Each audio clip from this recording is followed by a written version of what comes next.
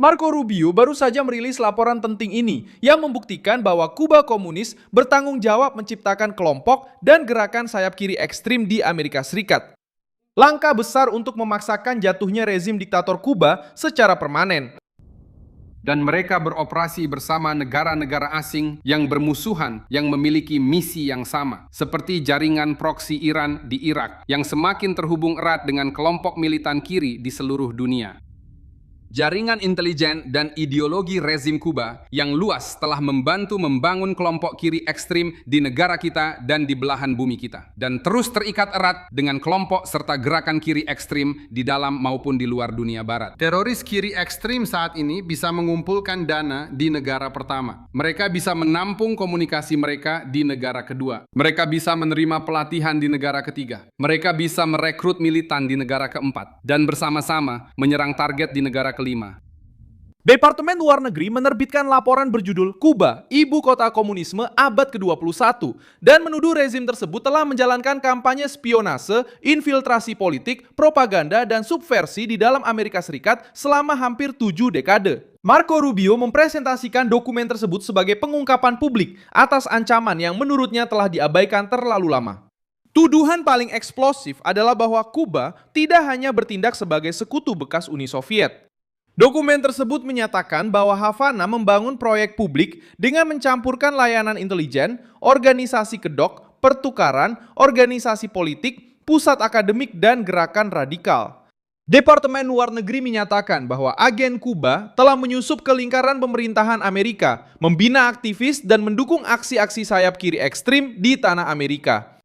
Rubio berusaha menempatkan tuduhan-tuduhan ini dalam ranah keamanan nasional, bukan sekedar sebagai perselisihan diplomatik dengan sebuah pulau komunis. Dalam beberapa jam terakhir, yang menjadi sorotan adalah apa yang disebut Rencana Nasional Tanggap Cepat yang didistribusikan pada bulan Juni oleh Jaringan Nasional Tentang Kuba, sebuah koalisi Amerika yang terdiri dari lebih dari 60 organisasi. Rencana tersebut mengatur tindakan terkoordinasi dalam waktu hingga 24 jam jika terjadi serangan dari Amerika Serikat terhadap Kuba, atau bahkan jika ada ancaman yang dianggap akan segera terjadi.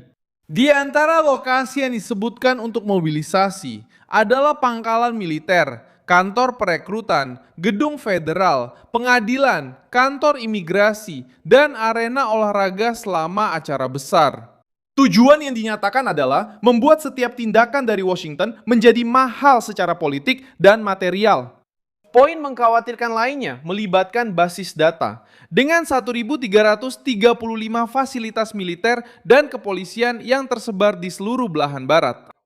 Laporan tersebut mengaitkan materi ini dengan Black Alliance for Peace dan menyatakan bahwa materi tersebut dapat digunakan untuk mengarahkan penyelenggaraan protes dan aksi di lokasi-lokasi strategis. Kuba memang sangat berbeda ya. Kesalahpahaman besar adalah bahwa Kuba bukan dijalankan oleh pemerintah, melainkan oleh sebuah holding militer bernama GAESA. GAESA praktis menguasai segalanya di negara itu. Sektor pariwisata, pertambangan, dan pompa bensin, mereka mengendalikan semuanya. Mereka menghasilkan sekitar 70% dari PDB Kuba di bawah kendali perusahaan militer ini dan menguasai aset yang nilainya berkisar antara 14 hingga 17 miliar dolar. Sementara itu ada orang-orang yang kelaparan dan jaringan listrik tidak mendapat perawatan selama 10 tahun. Tapi holding militer ini tetap menimbun aset-aset tersebut. Dan omong-omong, sama sekali tidak ada 1 sen pun dari uang holding itu yang masuk ke kas negara. Tantangan utamanya adalah Kuba perlu melakukan reformasi serius agar tidak menjadi negara gagal dan ancaman bagi Zizino. Mereka membutuhkan reformasi ekonomi. Dan pertanyaannya adalah, apakah mereka bisa melakukan reformasi dengan orang-orang yang saat ini berkuasa? Pejabat pemerintah Amerika mengatakan bahwa Lembaga Keamanan Dalam Negeri dan Anti-Terorisme sedang memeriksa kasus ini. Dengan saksama, karena beberapa organisasi yang tergabung dalam struktur ini diduga pernah terlibat dalam aksi kekerasan di masa lalu. Dokumen tersebut memusatkan perhatian pada 6 organisasi. Instituto Persahabatan Kuba dengan Bangsa-Bangsa, Jaringan Nasional Tentang Kuba, COPING, The People's Forum, Demokrat Sosialis Amerika, dan National Lawyers Guild. Washington menggambarkan Instituto Kuba sebagai pusat pengaruh internasional yang terkait dengan pemerintah Havana.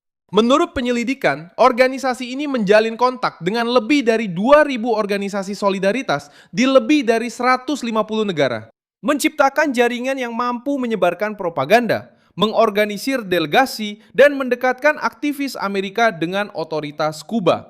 Laporan tersebut juga menyebutkan perjalanan para aktivis ke Kuba, pertemuan dengan anggota pemerintah, kampanye menentang sanksi Amerika, serta struktur yang digunakan untuk mendanai atau mengorganisir gerakan politik. Tuduhan dari Rubio adalah bahwa Havana mencampurkan spionase, propaganda, tekanan ideologis, dan dukungan terhadap organisasi revolusioner dalam satu strategi jangka panjang. Untuk menyusun dokumen tersebut, Departemen Luar Negeri mengumpulkan memorandum yang dirilis oleh intelijen, dokumen dari Dewan Keamanan Nasional, penelitian, catatan publik, dan materi yang diproduksi oleh organisasi-organisasi yang disebutkan sendiri.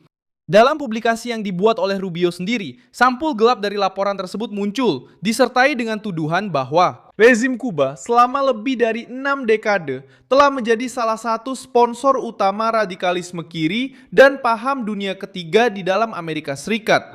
Dalam video yang dirilis oleh Eric Daugherty, Rubio muncul di depan lambang Departemen Luar Negeri, sementara sebuah halaman bernama Negara Revolusioner ditampilkan. Gambar yang dibagikan oleh Ocean Defender memperkuat bobot tuduhan tersebut dengan menampilkan Kuba sebagai pusat dari sebuah struktur pengaruh internasional, bukan sebagai pemerintahan yang terisolasi dan melemah. Dalam unggahan yang dibuat oleh anggota Dewan Carlos Agimenez, reaksinya datang dengan nada yang lebih keras lagi. Dia menyatakan bahwa rezim diktator Kuba merupakan ancaman yang signifikan terhadap keamanan nasional Amerika, mendukung pemaparan yang dilakukan oleh Rubio, dan menyatakan bahwa Kuba harus menjadi fokus berikutnya dari tekanan Washington.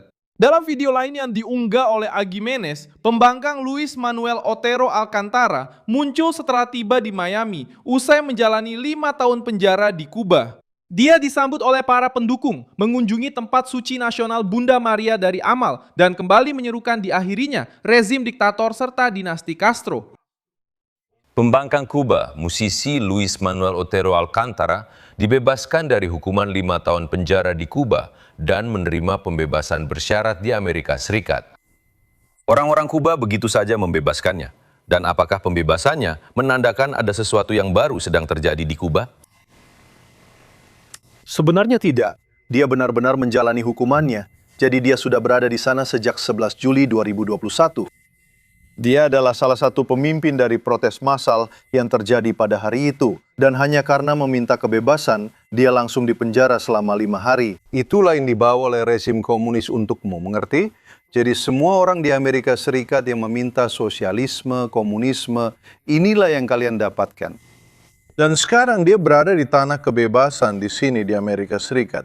Dan apa yang terjadi di Kuba, sekali lagi, adalah jenis tekanan yang sama, bukan tekanan militer, tetapi tekanan ekonomi mulai bekerja di Rubio. Dia menggunakan kasus ini untuk menuntut pembebasan tahanan politik lainnya dan menuduh Havana menganiaya mereka yang menuntut kebebasan melalui seni. Otero Alcantara ditahan selama protes pada Juli 2021 dan dijatuhi hukuman atas tuduhan yang melibatkan gangguan ketertiban umum, penghinaan, dan simbol nasional. Organisasi hak asasi manusia menganggapnya sebagai tahanan politik. Selama beberapa hari, bahkan para pendukungnya tidak tahu di mana dia berada. Masuknya ke Amerika Serikat terjadi melalui izin kemanusiaan, dan kedatangannya di Miami terjadi dengan syarat harus meninggalkan Kuba. Pembebasannya yang diikuti dengan pengusiran paksa dari pulau itu membuka front baru tekanan bagi Havana, tepat ketika Rubio meluncurkan dokumen tersebut. Sementara laporan tersebut mengungkap jaringan pengaruh yang beroperasi di dalam Amerika Serikat, video di Miami menampilkan seorang tokoh oposisi yang keluar dari penjara dan harus meninggalkan negaranya sendiri untuk terus berbicara. Langkah konkret berikutnya bisa saja datang dari Departemen Kehakiman, Departemen Keuangan, FBI, atau Gedung Putih.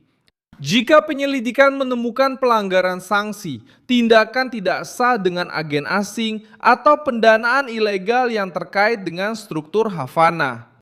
Terima kasih banyak telah menonton video ini sampai akhir. Dukung proyek kami dan berkontribusilah secara finansial melalui kode Pix yang muncul di layar Anda. Kami adalah saluran independen, fokus untuk membuat Anda tetap mendapat informasi yang benar. Kontribusi Anda membantu kami untuk terus bertahan.